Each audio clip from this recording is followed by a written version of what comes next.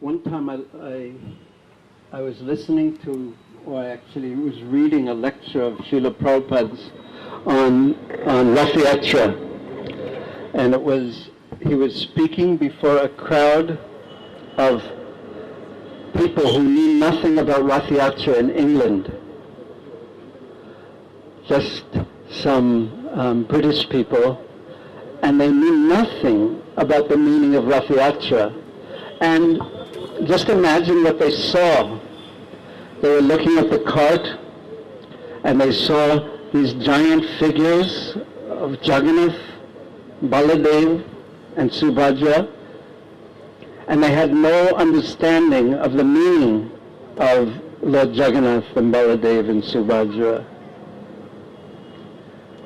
And Prabhupada explained in a very simple way that this festival, and this really struck me, the festival of Rathayatra is a festival of feeling. It's very rare that I heard Srila Prabhupada speak like this, a festival of feeling, because Prabhupada was very logical when he would speak, and he was very shastric when he would speak. But here he said that Rathayatra was a festival of feeling. So what did Prabhupada mean by this?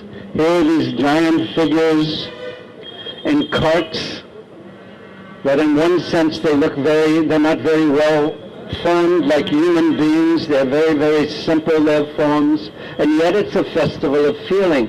What feeling is Rathayatra to invoke in us, for us to join this festival of feeling?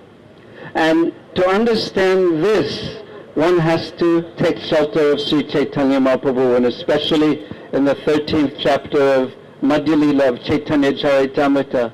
One has to take shelter of Chaitanya Mahaprabhu and watch how he observed this festival. And if one reads carefully and enters into the mood of Sri Chaitanya Mahaprabhu that he displays at the Rathayatra festival in Jagannath Puri, as spoken by a very confidential servant of Sri Chaitanya Mahaprabhu, Sri Krishnadas Kaviraj Goswami, one will understand the deep meaning of the festival, and one will understand that in this festival, Sri Chaitanya Mahaprabhu reveals the heart of Srimati Radharani. Now, the heart of Srimati Radharani, and it is a festival. And it is a festival of feeling. It is a festival of the deepest possible feelings, the feelings of separation. But amazingly enough, the feelings of separation are in the presence of Krishna. So Krishna is there in the land of Kurukshetra, or if you are Bengali, any Bengalis here? Kurukshetra. Krishna is there, and he's come for the occasion of the solar eclipse, and all the Yadavas are there, and all of Krishna's queens are there, and all of the armies are there with their elephants, and the chariots are there, and all the Yadava heroes are there. And then also there are the residents of Vrindavan, because Kurukshetra is, if you're driving a car, it's 2 hours approximately north of Delhi, and Vrindavan is about 125 kilometers from Delhi. So approximately 250 kilometers from Vrindavan, the residents of Vrindavan went to Kurukshetra, and they had not seen Krishna. They had not seen Krishna for so long. For them, so long could mean the blink of an eye. This is the nature of the residents of Vrindavan's love for Krishna, that even the blinking of their eyes would cause them, oh, where is Krishna? Where is Krishna? Where is Krishna? So they had not seen Krishna for years and years. And Vrindavan, practically speaking, had dried up. And then the residents in Vrindavan, Nanda Maharaj, Mother Yashoda, all the cowherd boys, all the senior ladies and cowherd men, and all the Braja Gopikas, had gone to Kurukshetra to see Krishna. And Mother Yashoda and Nanda Maharaj were sitting in one of the tents. And Devaki and Rohini walked over to that tent with Krishna and Balaram. And this was going to be the first time they had seen Mother Yashoda and Nanda Maharaj had seen Krishna and Balaram for so long. So Mother Yashoda was sitting and Nanda Maharaj was sitting, and Mother Rohini and Devaki had Krishna and Balaram, and they walked into the tent, and Krishna and Balaram just sat on the laps of Nanda Maharaj and Yashoda Maya, and everyone, it was an ocean of tears coming from their eyes. And suddenly, Mother Devaki, she felt very, very, very, that Krishna's not even looking at me, and Balaram's not even looking at me, or Rohini. So she said something in a Vrindavan indirect way. She said, how wonderful, she said this to Krishna and Balaram and to Yashoda, Maya and Nanda Maharaj, how wonderful it is that you have taken care, Nanda and Yashoda, of my son Krishna and Balaram, even though you have taken care of them, even though you are not their real mother and father.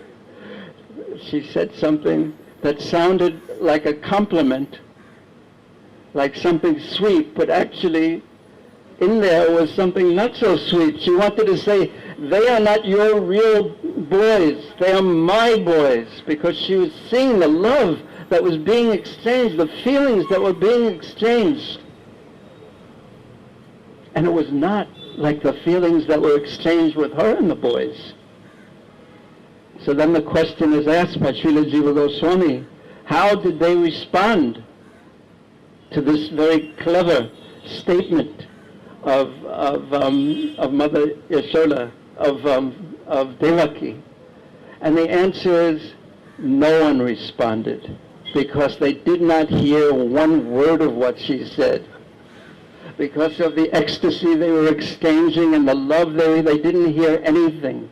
They were just completely absorbed. And then Rohini Devi very, very, very, very intelligently said, why don't we go outside and meet and talk to the other queens of Krishna? Let us go outside. So then, after some time, somehow Krishna and Balaram, Krishna moved away from his parents because he knew that the Braja Gopikas were outside. And he had to speak with them. And this is described in the 82nd chapter of the 10th canto. And when he went outside, they met. And the exchange is very, very, very, very clever, very, very sweet, and very deep, and full of all kinds of feelings. Chastising Krishna, Krishna feeling embarrassed, Krishna laughing to cover his embarrassment and smiling. But ultimately, as taught by Sri Chaitanya Mahaprabhu, there they were finally, the purest love in existence. Srimati Radharani, the Braja Gopikas, and Krishna, completely transcendental, nothing to do with this material world. This love was there. They were together finally, but even though they were together, they were not in Vrindavan. They were not in Vrindavan. And without being in Vrindavan, something wasn't correct. So, as Mahaprabhu describes, and Kaviraj Goswami very kindly describes, the heart of Srimati Radharani during this time, and that heart is, oh Krishna, you are here, and I am here, but still we miss Vrindavan. Let us go to Vrindavan. And that is the Rathayatra festival. Separation while meeting with Krishna, very, very, very, very intimate and very difficult to describe, but it is like an ocean that's overflowing with deep transcendental feelings. So when in this festival, when we chant in front of Lord Jagannath, we should all chant with some feeling. This is Krishna. This is Krishna. This is Balaram. This is Subhadra. Let us chant their names knowing that it is them. And let us chant with some feeling and pray for the mercy of Sri Chaitanya Mahaprabhu, Nityananda Prabhu, Sri Advaita Gadadhar Srivas, Ari Gaur, and all the Vaishnavas to bless us with some little bit of transcendental feeling that will make our heart melt in love for Krishna. And of course, this is introduced all over the world by our Srila Prabhupada, who is an ocean of carrying the mercy, a great wave of the ocean of carrying the mercy of Sri Chaitanya Mahaprabhu all over the world. Thank you very much. Hare Krishna. Hare Krishna. Thank you so much, Prabhuji. ನಮಗೆ ಒಳ್ಳೆ ಒಂದು ಸಂದೇಶವನ್ನು ಪ್ರಭುಜಿ ಅವರು ಕೊಟ್ಟಿದ್ದಾರೆ. ಜಗನ್ನಾಥ ರಥಯಾತ್ರೆಯ ಆನಂದವನ್ನು ಅನುಭವಿಸಬೇಕು ಅಂತ ಹೇಳಿದ್ರೆ ಚೈತನ್ಯ ಮಹಾಪ್ರಭು ಭಾವವನ್ನು ನಾವು ಸ್ವೀಕರಿಸಬೇಕಾಗ್ತದೆ. ಸೊ ಈ ಒಂದು ಸಂದೇಶದೊಟ್ಟಿಗೆ ನಾವು ಜಗನ್ನಾಥ ರಥಯಾತ್ರೆ